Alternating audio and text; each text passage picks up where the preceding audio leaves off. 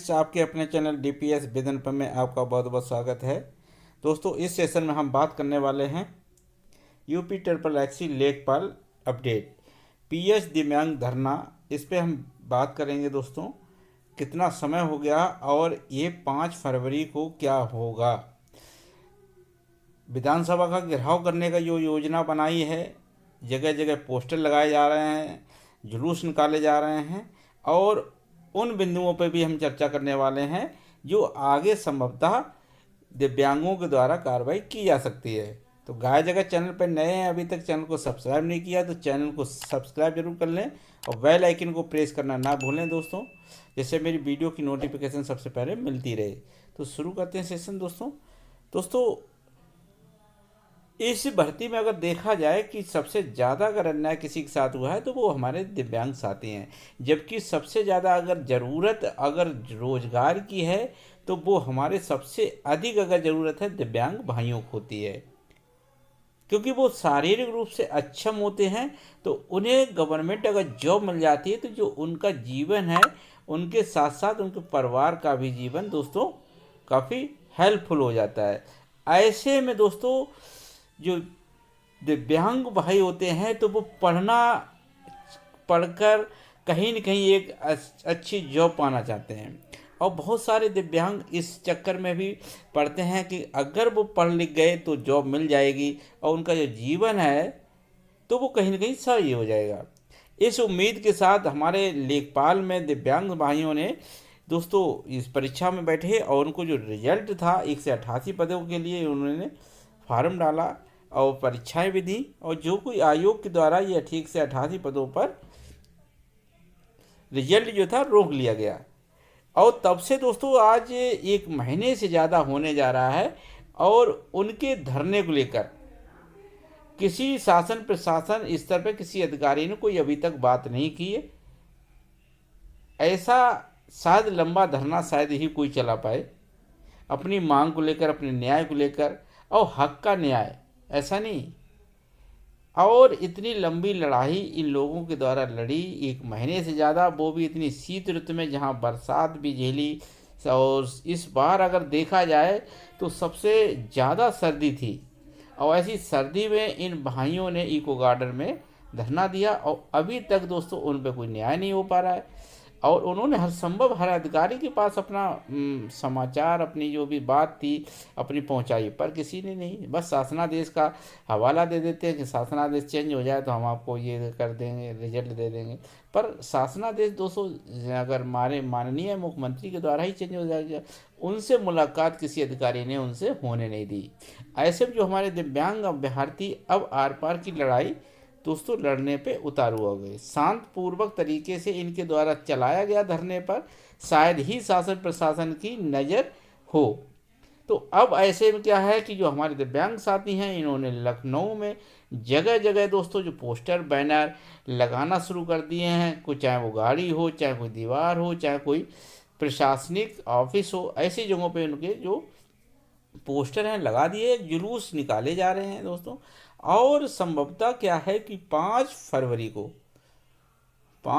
को दोस्तों जैसे कि सत्र, विधानसभा सत्र शुरू होगा, तो अगर ये अपनी बात विपक्ष को पहुंचाएंगे तो विपक्ष चीज़ को दोस्तों, विपक्ष के पास अगर ये मुद्दा पहुंच जाता है दिव्यांग भाइयों को और विपक्ष इस मुद्दे को अगर उठाता है विधानसभा में, तो ये बात कहीं न कहीं योगी तक जरूर पहुंच जाएगी।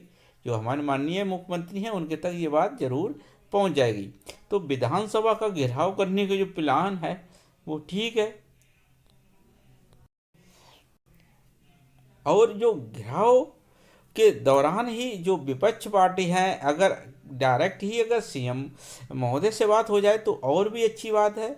अगर उनसे बाई चांस कोई भी अधिकारी अगर बात नहीं करा पाए या नहीं हो संभव हो पाए कि उनकी डायरेक्ट मुलाकात हो जाए वहाँ पर, तो ऐसे में यही है कि जो विपक्ष के लोग हैं तो विपक्ष अपनी बात रख सकते हैं और विपक्ष उनके मांग को कहीं न कहीं सदन में जरूर उठाएगा। तो इसके जरिए जब उनके पास बात पहुंचेगी तो इस पर जो माननीय योगी आदित्यनाथ हैं वो कहीं न कहीं कोई इस पर जरूर न्याय करेगा।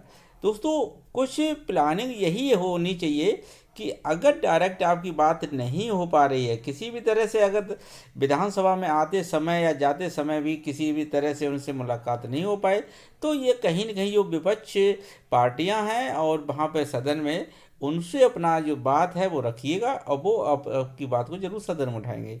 तो ये प्लानिंग आपकी है वो अच्छी रहेगी, क्योंकि विपक्ष आपकी बात को उठा सकता है, उसे भी कोई ना कोई मुद्दा चाहिए सरकार के विरोध करने के लिए। दोस्तों अगर ऐसा हो जाता है, अगर ऐसा हुआ कि विपक्ष ने आपकी बात को गहराई से लिया, अगर विपक्ष ने आपकी बात गहराई से लिया, तो कहीं न कहीं ये आपका जो धरना है वो कहीं न कहीं हर लेवल में दिखाई देगा, और फिर इस पर कहीं न कहीं जल्द ही कार्रवाई होगी, तुरंत कार्रवाई होगी। ऐसा नहीं है, पर ऐसा अगर कोशिश ऐसी हो जाती है कि कहीं न कहीं विपक्ष पार्टी आपके मुद्दे को उठाते हैं सदन में, और तो ये जरूर जरूर इस पर जरूर जल्दी ही कार्रवाई होगी। तो दोस्तों मेरा तो यही दिव्यांग साथियों से कहना है कि जो भी दिव्यांग साथी अभी तक शामिल नहीं हुए हैं धरने में, उनको जरूर पहुंचना चाहिए। एक दिन के लिए पहुंचे, 5 फरवरी को पहुंच जाएं, इसके बाद अपने घर वापस आ जाएं अगर आपको लगता है कि नहीं, मगर एक दिन आपको जाना जरूर चाहिए। अगर आप दिव्यांग हैं और आप चाहते हैं कि आपको अपना हक मांगना है, आप किसी से कुछ गुजारिश नहीं करनी है, ना कोई दया आप भीख मांग रहे हैं।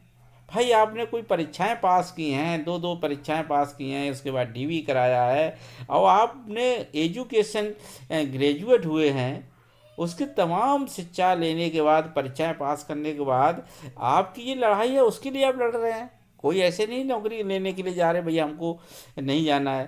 भाई आप अपने हक के लिए लड़ाई कर रहे हैं, तो ऐसे में आप अपनी बात रख सकते हैं, शासन प्रशासन स्तर पर रख सकते हैं कि अगर आपको लगता है कि मैं अयोग्य हूँ, मैं कार्य नहीं कर सकता हूँ लेखपाल पद के लिए इसमें, तो मुझ पे जो भी लेखपाल के वर्क हैं उन वर्क को मुझसे करा के देख लीजिए।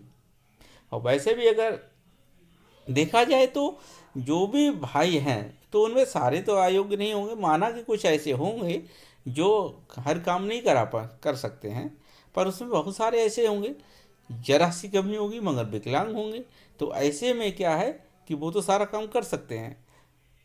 तो एक मेडिकल टेस्ट या फिजिकल टेस्ट रखने की बात कह सकते हैं विपक्ष से, कि वो भी विपक्ष ये चीज़ को लेकर भी उठाए, तो कहीं न कहीं तत्काल कोर्ट का केस। दोस्तों हम पहले भी वो कह रहे हैं कि कोर्ट की एक लंबी प्रक्रिया होती है, और कोर्ट से संभव आपको कोई न्याय मिल पाए जल्दी, क्योंकि वो लंबा हो जाता है, और फिर तब तक क्या होता है जो हमारे अभ्यर्थी हैं वो भी निराश हो जाते हैं। तो वो एक लंबी प्रक्रिया है, अगर कहीं स्तर पे आपकी सुनवाई नहीं होती है तो फिर अंत में आपको न्यायपालिका का भी सहारा ले सकते हैं।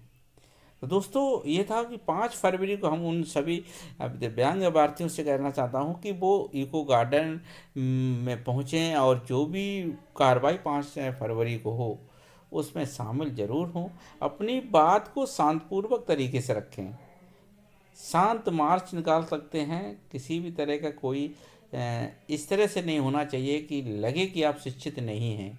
आपको एक शिक्षित युवा के तौर पे अपना शांति मार्च निकाल सकते हैं, अपनी बात रख सकते हैं। ये आपके लोकतंत्र में ये आपका अधिकार बनता है। तो दोस्तों गाइज अगर वीडियो पसंद आए तो दोस्तों, वीडियो जानकारी अच्छी लगी हो तो वीडियो को शेयर ज़रूर करें, और वीडियो को लाइक करना ना भूलें दोस्तों। और चैनल पर नए हों तो दोस्तों चैनल को सब्सक्राइब जरूर कर लें दोस्तों। इसी तरह की दोस्तों हम कोई भी जानकारी होगी मैं आप तक पहुंचाने की भरसक कोशिश करता हूं दोस्तों। तो जय हिंद दोस्तों।